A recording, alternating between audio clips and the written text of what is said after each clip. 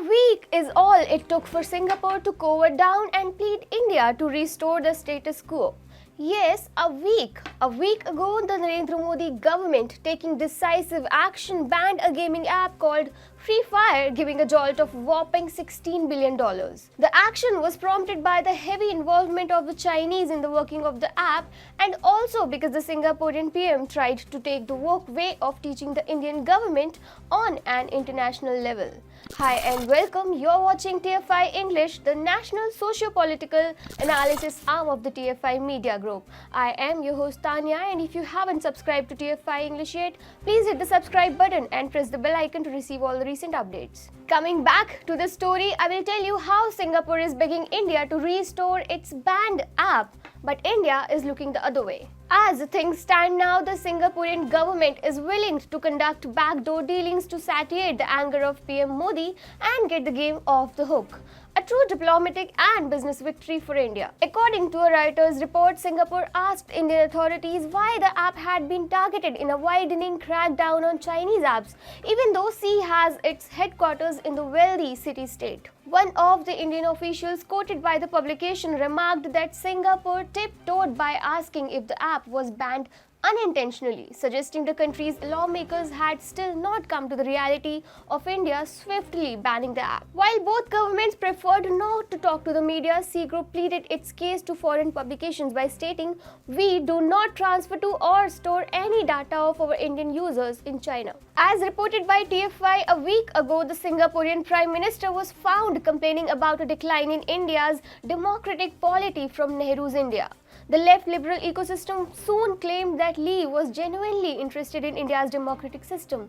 But as it turns out, he was invoking Nehru only because Prime Minister Modi gave him a $16 billion jolt by banning the aforementioned game Free Fire. Reportedly, India, under its routine assessment, banned 54 Chinese apps amidst deteriorating Sino-India ties. The ban was announced due to security concerns about those apps in New Delhi. India is the largest market of Free Fire and one of its premium versions, Free Fire Max. For India, however, even a trace of Chinese presence is a big turnoff.